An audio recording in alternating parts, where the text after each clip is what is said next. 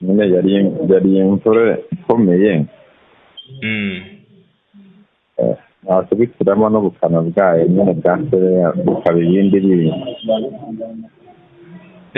n'ahantu bari gukora umuhanda nyine ugana za Funda urumva batarayobora amazi neza byakubitiyemo byose n'imvura nyinshi ariko nyine yari nyinshi cyane kuko natwe n'ubundi n'ahandi atari icyo kibazo cya sebeya n'ubundi ahantu hubatse nabi kameze neza amazi yasanze abantu mu nzu nka data none ubwo ni nk'imvura yamaze nk'amasaha angahe igwa menshi ni nk'ane uturuka mu masaha 5 gutyo kurinda ugera mu masaha 9 saa 5 saa 9 ariko yegereje na saa 10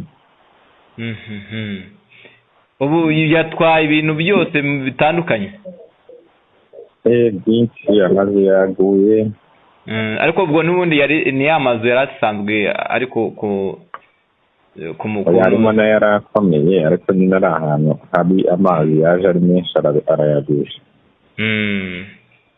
abwira n'abantu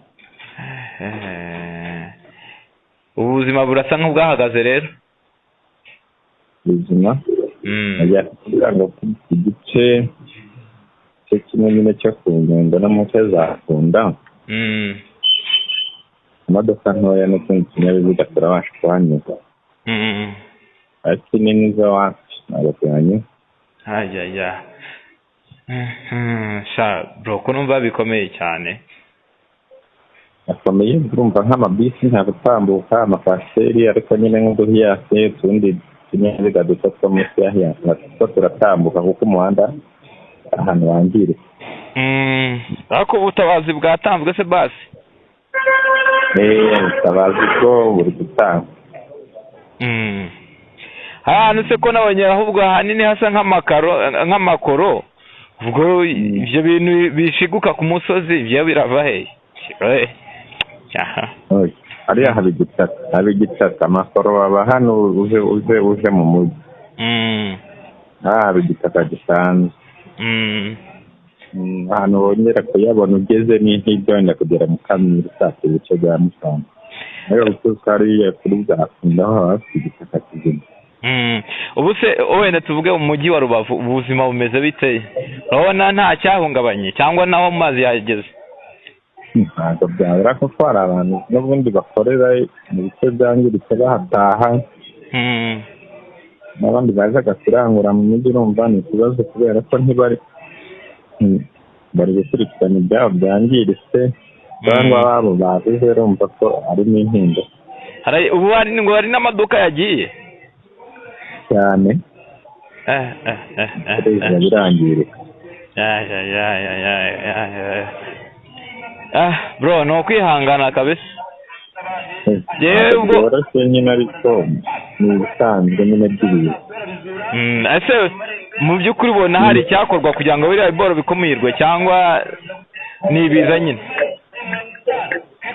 ni ukuvuga ngo n'ubundi hari ahantu ho hari muri poropoze yo kuba ngo bakwimura n'abantu mu nce za Rugerero ariko byari bitarakorwa kuko urumva ko ari muri bisi bahasize mu hantu ho kwitabwaho kugira ngo nibura n'indi biza binabaye bijye bitanga abo bantu aho hantu barahavuye kubera ko ho ntabwo hameze neza hameze neza kubera uwo mugezi ushobora gufana kuba ufite ingufu nyinshi wenda nk'imirenge yibasiwe cyane ni nk'iyihe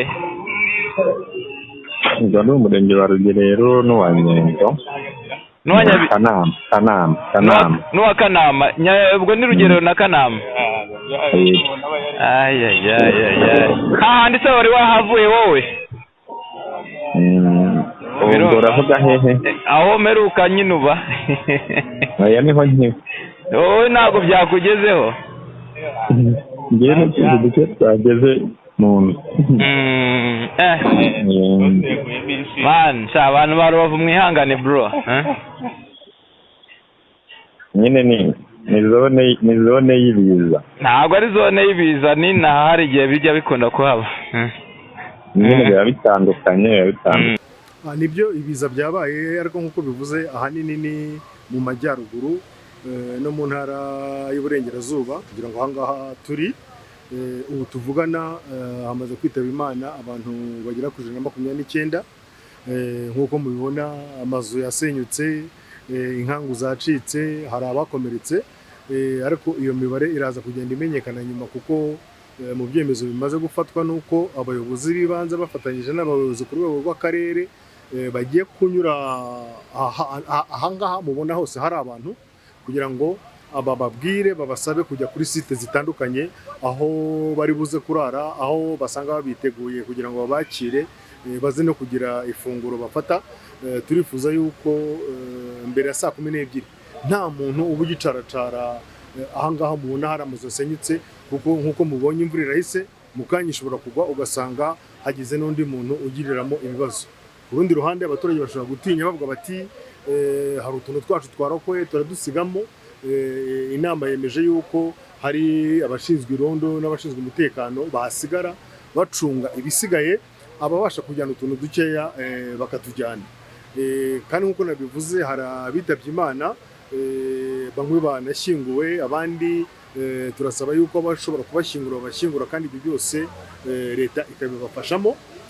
Ikindi nuko abakomeretse nabwo basabwe guhita bajya kwa muganga aho bivuriza hafi yabo, kandi nta muntu ugomba kugira icyo abasaba, kugira icyo abishyuza. Ubwo rero mu byihutirwa nuko abantu ababasha kugera n'amaguru bajya kuri izo site zitandukanye.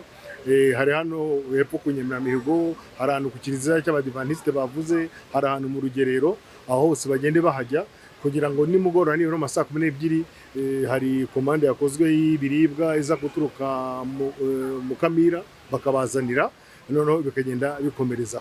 Naho ibikorwa remezo n'inyubako ntimuramenya umubare? Ntabwo turamenya umubare kubera yuko nk'uko ubibona no kujyamo kugira ngo ujye kubara haracyari riske. Hari aho wajya inzu ikakugwira, ariko bavuze ko ikihutirwa nicyo cyemejwe abaturage bajye kuri za site zitandukanye bari mumenyeshwa. Nibamara kuhagera nibwo bazakorera screening yaba y'abaturage yaba y'abitabye Imana bakomeretse ndetse no kumenya ibyangiritse. Ahandi habaye ibibazo muri za Rutsiro, nibagira Imana imihanda ntibabuze kugerayo bagiye Ngororero kuko akarere ka Rutsiro, Ngororero na Rubavu nibo banapfushije abantu benshi. Ubu tugiye kugerageza kuhajya hose bitewe naho imihanda iri butwemerere.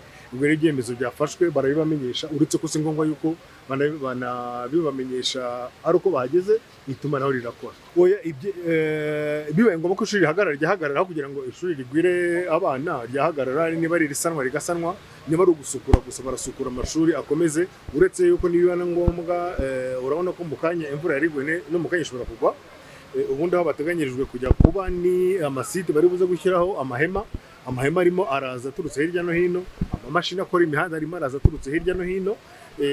Bibaye ngombwa rero yuko amahema atahagera cyangwa se aba makeya, hari amasare bararamo, hari amashuri bararamo bibaye ngombwa. Nta mpamvu kuvuga ngo umuntu yitabye Imana uramujyanye kuri morgue hanyuma uzamugarure ukongera kumushyingura, kuko ibyo nanone ni ukongera ibiba bimugendaho ibigenda ku murambo. Abatabishoboye nabo baraza kumenyekana nk'uko mbivuze, abayobozi b'ibanze, abayobozi b'akarere, ku murenge, ku rwego rw'umudugudu guhera aho hasi hose bagiye kujya muri ibi bice byose byabayemo ibibazo kugira ngo bagende bamenya ibibazo bihari. Tuvuze yuko abantu bagomba kwegera amasite, kujya ku masite bijyanye, ariko ushobora gusanga harimo abantu babana n'ubumuga, ushobora gusanga harimo abantu barwaye, ushobora gusanga harimo abantu bari mu zabukuru. Abo ngabo bemeje yuko hari buze kuza amakamyo yaba ya gisirikare yaba ya polisi akabatwara, ariko ni ngombwa ko abafite uko bayigezayo baba bagiye kugira ngo hasigare abakeya bakeneye ubwo bufasha, bamenye ubufasha bukenewe nuko buza gutanga. Ni kimwe rero nabo ngabo bavuga bati nta bushobozi dufite bwo gushyingura, kuko nk'uko bivuze gushyingura bazabifashwamo na leta. Utabishoboye rero nta kintu kigaragara ko nta kintu ashoboye, n'ubundi baba basanzwe bazwi abatishoboye, ibyo ngibyo leta izabigiramo uruhare. Abaturage bo bigomba gusobanuka, bagomba kumva inama bahabwa n'ubuyobozi. Niba bagusabye kuva ahantu kuko inzu yawe iri mu manegeka, niba bagusabye kuva ahantu kuko inzu yawe yajegeye n'ubwo ubona itaragwa, ugomba kuhava. Nibyo ntabwo uhita ubona aho ujya kuba, wenda biragusaba kujya kuba nyine muri izo nkambi zirimo zitegurwa hirya no hino, ariko byanze bikunze n'abantu bazaguma mu nkambi.